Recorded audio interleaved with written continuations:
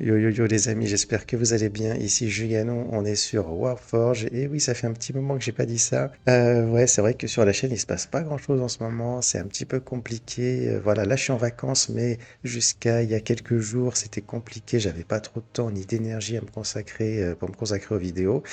Voilà, petit drop de motivation aussi, hein, je vous le cache pas. Et puis d'un autre côté, je me suis remis à jouer un petit peu à Minecraft. Donc voilà, voilà, tout pour ne pas faire de vidéo, c'est un peu compliqué. Mais aujourd'hui, je suis là, de retour.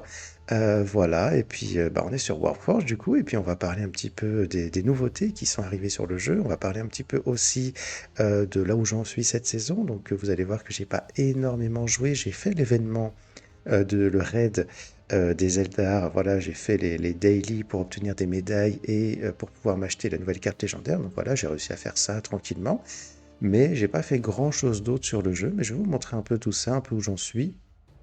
Je vais vous montrer aussi les decks que je joue du coup pour cette saison et je vais essayer d'atteindre les 3000 points en fait avec les decks que je vais vous montrer. Voilà, voilà les amis, hein. Donc petite vidéo tranquillou. Je suis pas sûr que je pourrais être là disponible pour la fin de la saison et le début de la saison suivante hein, qui arrive dans une semaine parce que bah, je serai en vacances du coup, je serai pas chez moi donc ça va être compliqué. Voilà, donc il n'y aura peut-être pas de vidéo comme je fais d'habitude de bilan de la saison. Et du coup, bah, je fais cette vidéo-là un petit peu à la place pour vous montrer où j'en suis, ce que je prévois de faire dans les jours qui viennent. Et puis je verrai après ce que je peux faire pour la fin de la saison. Mais c'est pas sûr que je puisse sortir une vidéo comme je fais d'habitude. Voilà, voilà, bah écoutez, c'est parti. Donc la première nouveauté à voir, c'est ce truc-là. Donc qu'est-ce que c'est le login reward? C'est quelque chose qui est totalement nouveau, ça date de 3 jours. Voilà, je viens de récupérer ma troisième récompense ici. Il n'y a eu aucune communication de la part des développeurs sur ce truc-là. C'est très bizarre, mais bon, voilà. Et donc l'idée, qu'est-ce que c'est? Eh bien, par défaut, vous allez vous mettre sur la faction pour laquelle vous avez choisi la campagne. Hein, voilà, pour gagner des points de campagne, vous devez choisir une faction. Et je pense que cette faction est choisie automatiquement pour les login rewards. Mais en fait, avant de récupérer votre rewards, vous pouvez tout à fait changer la faction. Et comment ça marche? Eh bien, en fait, c'est juste une récompense gratuite chaque jour. Il suffit de se connecter pour la récupérer. Donc, c'est super cool. Donc le premier jour, on a un booster pack, donc on choisit dans quelle faction on veut avoir ce booster pack. Donc pour moi, c'était les Sisters parce que j'essaye en ce moment de monter au niveau 40 dans la forge des Sisters pour avoir la carte défensive qui réduit de 2 le coût d'une unité d'infanterie. Et donc j'essaye d'accumuler un maximum de ressources des Sisters en ce moment. Deuxième jour, on a des golds, indépendamment de la faction qu'on choisit. Alors en fait, voilà, une fois qu'on a validé une récompense, en fait, on ne peut plus choisir cette récompense-là pour les autres factions. Vous voyez? Voilà, le premier jour, on a un booster, on choisit la faction. Le deuxième jour, on a des golds, on choisit la faction, mais en fait, ça sert à rien parce que de toute façon, c'est 100 gold quoi qu'il arrive. Troisième jour, une carte commune aléatoire. Voilà, donc c'est pareil, on choisit la faction. Ok. Quatrième jour des cristaux et ainsi de suite. Hein, voilà, donc on alterne comme ça, booster, cartes, cosmétiques, cristaux, etc., etc. Et ce qui est super cool, les amis, c'est qu'au jour 14, on a une carte légendaire aléatoire de la faction qu'on a choisie. Et ça, c'est vraiment super cool pour le coup, parce que voilà, les cartes légendaires, ce sont les cartes, je le dis régulièrement, je crois, les plus difficiles à obtenir. Et le fait d'avoir une carte légendaire supplémentaire gratuitement comme ça, c'est vraiment super cool. Voilà, c'est vraiment génial que les développeurs aient ajouté ce truc-là. Quelques récompenses gratuites en plus, ça manquait dans le jeu. Voilà, ça donne plus de possibilités aux joueurs qui sont free-to-play, donc c'est vraiment cool. Voilà, au jour 11 aussi, je ne l'ai pas dit, on a une carte épique aléatoire, donc super cool. On a en tout combien? C'est 5 boosters en tout de la faction concernée. Ah non, je vois qu'au jour 13, on a des boosters pour toutes les armées à la place. Ok, ok, donc 3 boosters de la faction et 2 boosters des armées. Une carte légendaire, une carte épique, des golds, des cristaux. Non, franchement, c'est super cool. Tout ça, c'est complètement gratuit, évidemment. Donc voilà, les amis, pour cette nouveauté. Donc j'ai récupéré ma carte commune. On va revenir en arrière et on va aller voir les autres nouveautés. Donc les daily bonus, ça se trouve dans l'onglet Rewards ici. On peut y retourner comme ceci, voilà. Une nouveauté dont on a déjà parlé brièvement, mais il y a eu un changement par rapport à ça. C'est au niveau des cards styles. Ok, donc là, en fait, on a une illustration alternative pour Abaddon. Et en fait, le truc, c'est qu'auparavant, ça coûtait, je crois, 2000 gold pour acheter du coup cette illustration.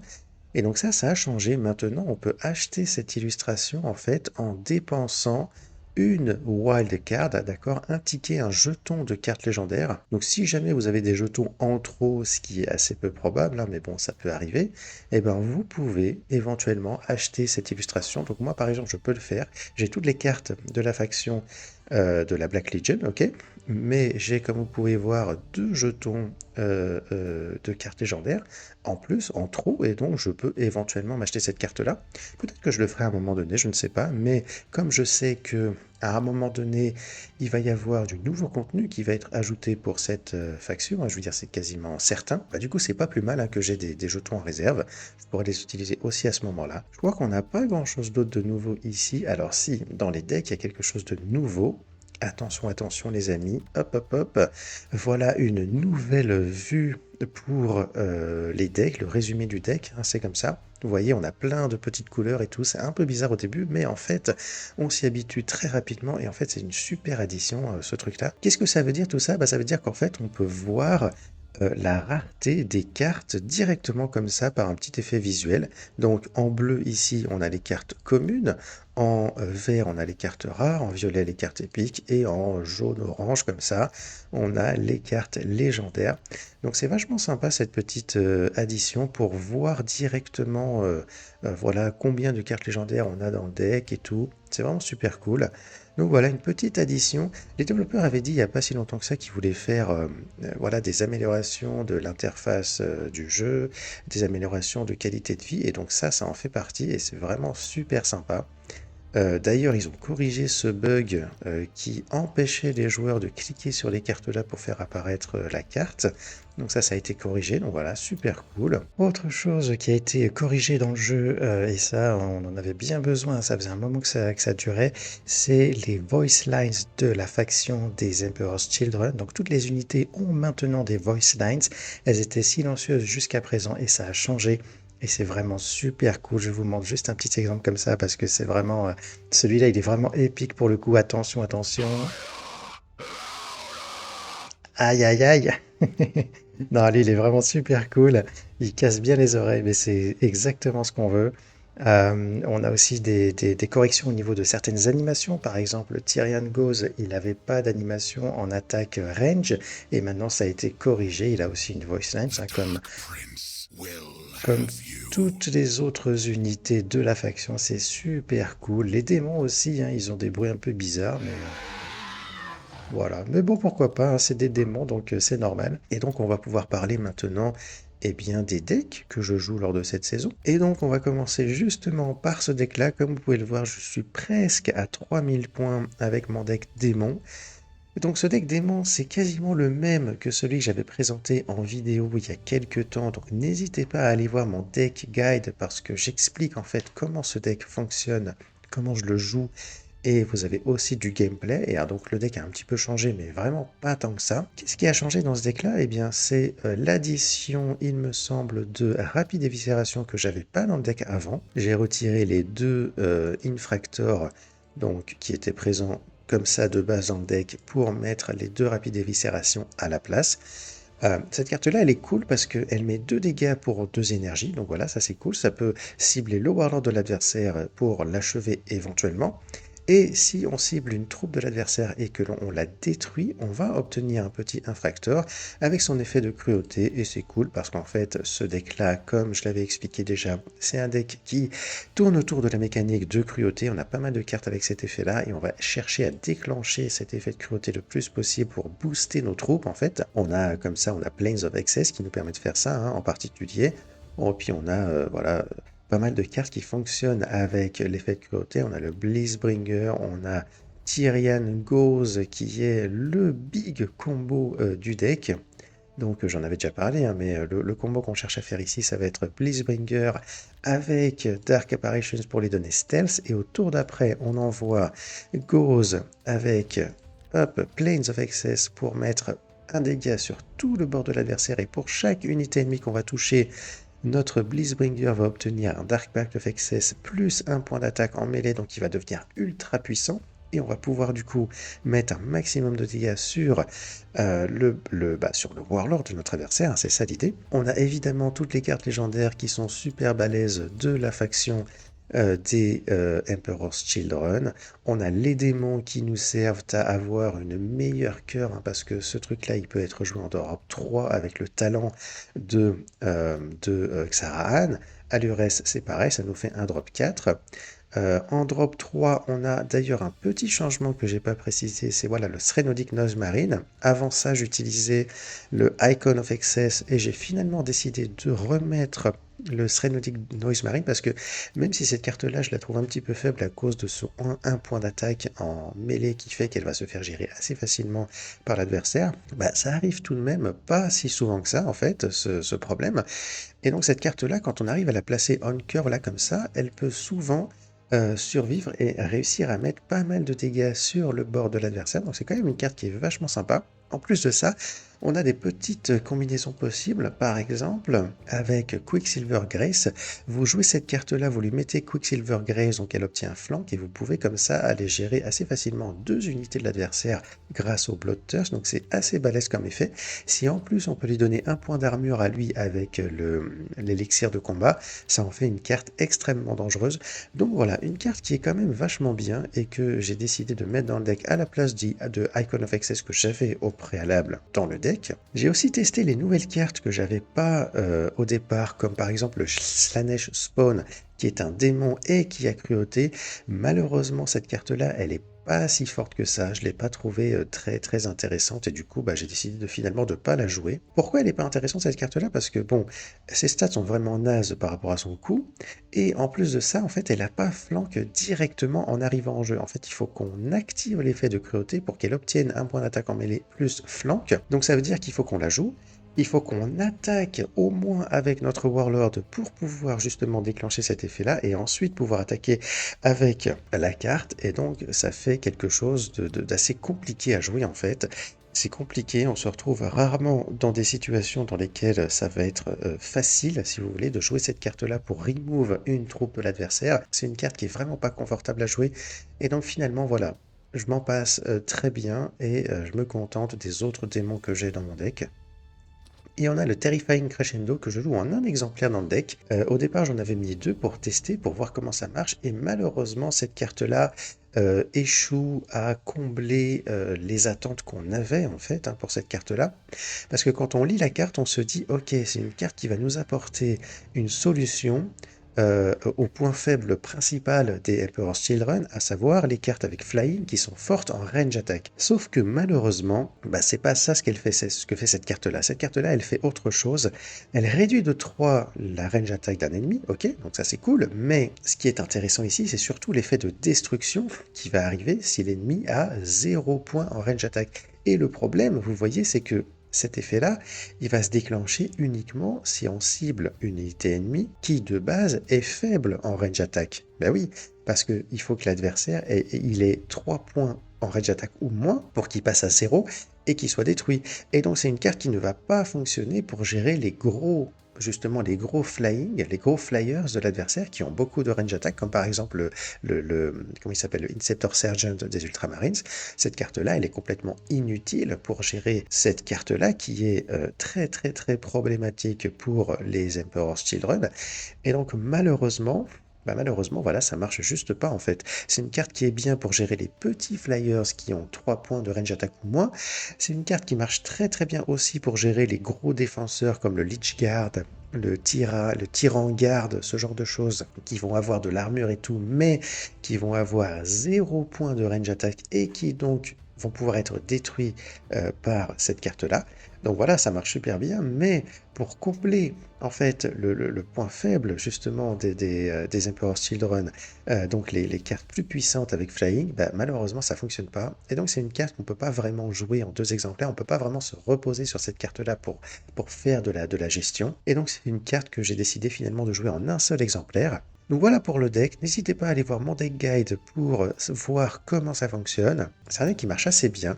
De temps en temps, on n'arrive juste pas à gagner des games et on peut se faire avoir assez facilement, mais la plupart du temps, on va réussir à dominer notre adversaire. Là, c'est un deck qui est très sympa à jouer et qui me permet de monter en ladder et je vais facilement, je pense, atteindre les 3000 points avec ce deck-là.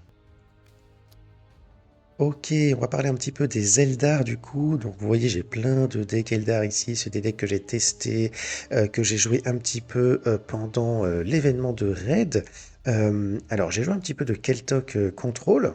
Donc ça c'est un deck en fait qui va jouer autour de la carte Reclaim the Stars, qui est la carte principale de domination de la faction. Donc c'est un deck assez classique, hein, voilà, on a pas mal de gestion en early game, on a les Rangers avec Sniper, les Windrider, les Banshee Mask, Shroud Runner, voilà, les Banshees, voilà, on a plein de cartes de gestion comme ça.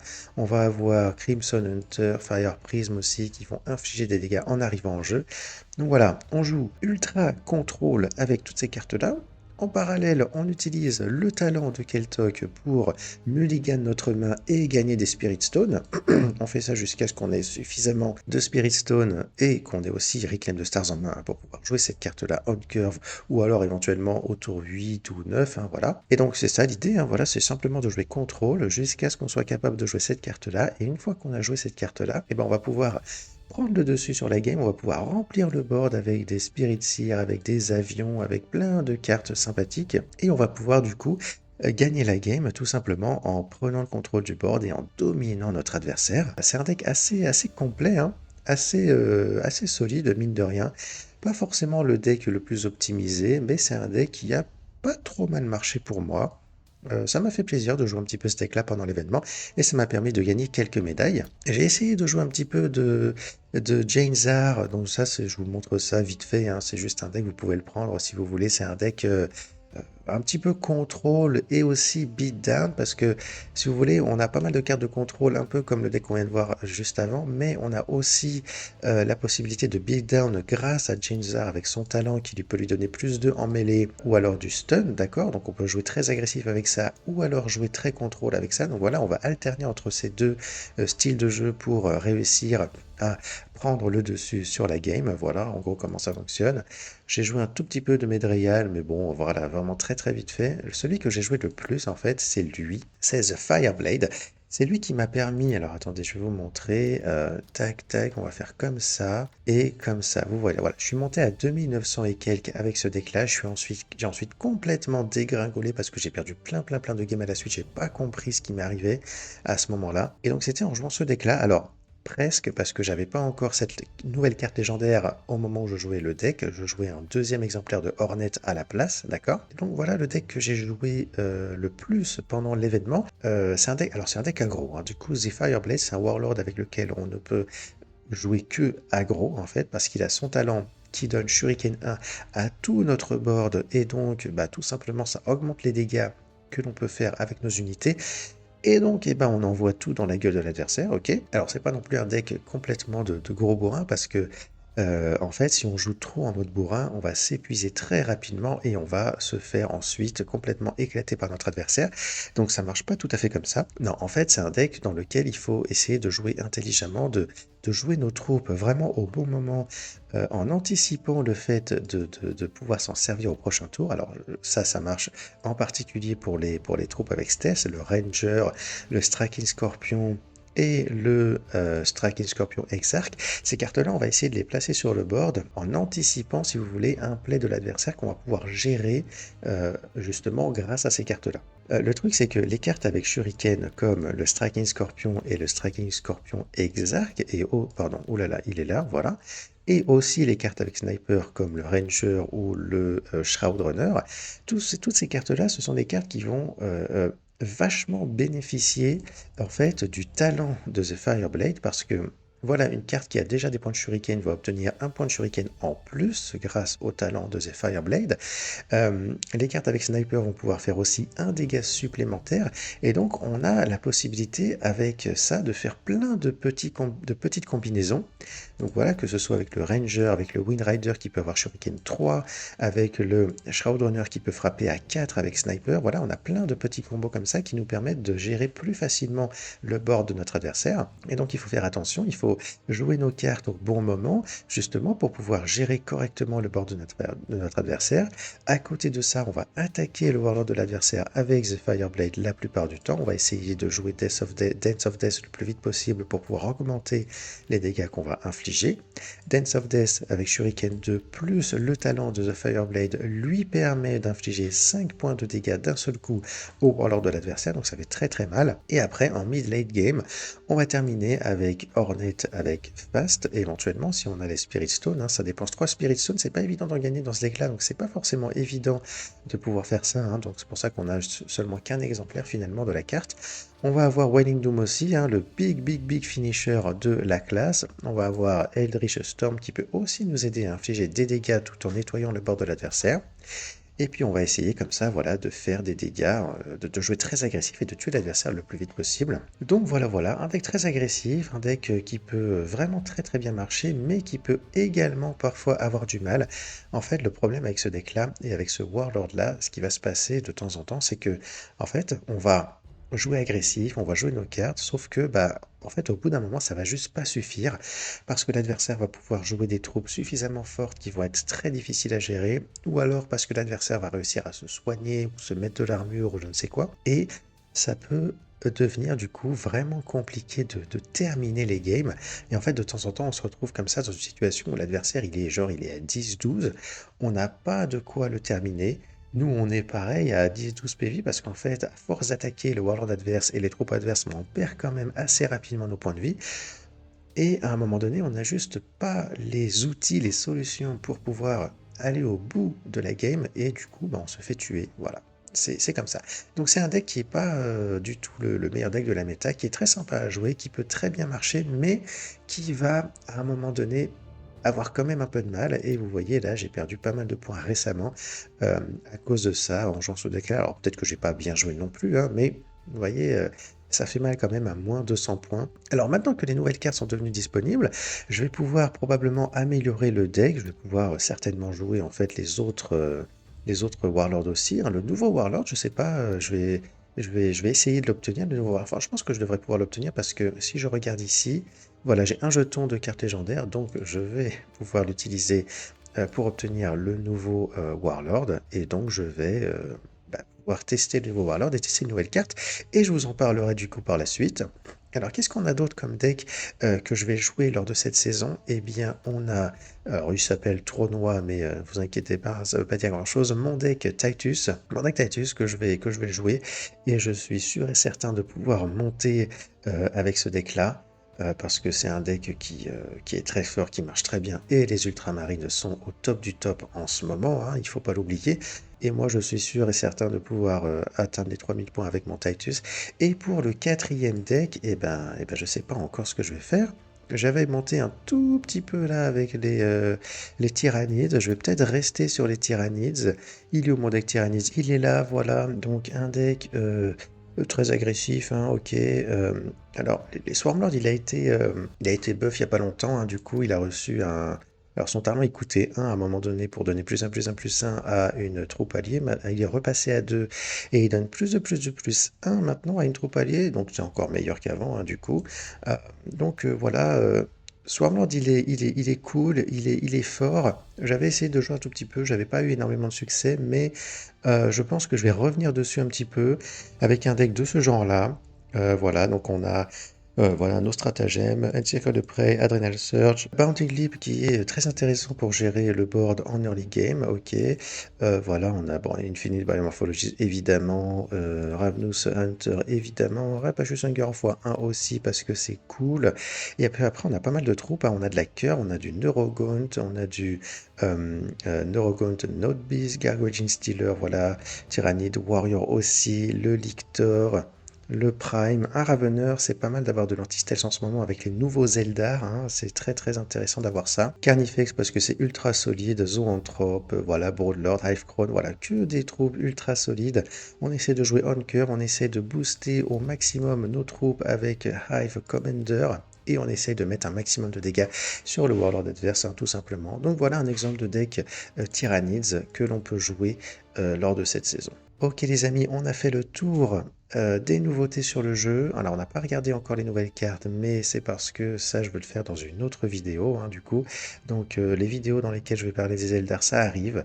Ça arrive, hein. Je sais que c'est long, mais voilà, j'ai réussi à m'y remettre comme je vous dis, et donc ça va arriver dans les prochains jours, c'est sûr et certain. Voilà les amis, j'espère que cette petite vidéo de mise au point vous aura plu. N'hésitez pas à me dire ce que vous en avez pensé en commentaire. N'hésitez pas à vous abonner, liker, partager, etc. Activez la petite cloche pour ne pas louper la suite qui va arriver, hein, du coup. Voilà, on va parler des Eldar, ça va être super cool. Voilà les amis, il ne reste plus qu'à vous dire, eh bien, portez-vous bien, bonnes vacances si jamais vous êtes en vacances comme moi. Profitez bien, faites-vous plaisir, reposez-vous, hein, c'est important. Voilà les amis, je vous dis du coup ciao ciao, à la prochaine et du coup Juganon out.